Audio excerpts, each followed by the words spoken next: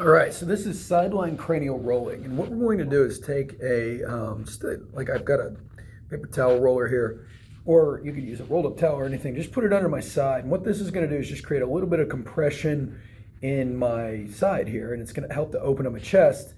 We're going to do the same thing at the cranium, so kind of like right where, like if you ever given yourself like a side head massage or whatever, and you find that, oh, there's some tender spots there.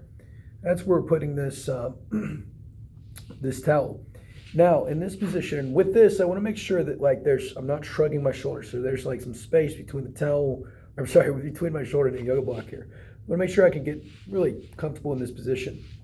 So now from here, I'm going to take my hand, press it into the ground, reach my elbow forward, get a little bit of abs. And I'm just going to kind of roll my head back and forth over this towel. I'm going to breathe in as I roll forward.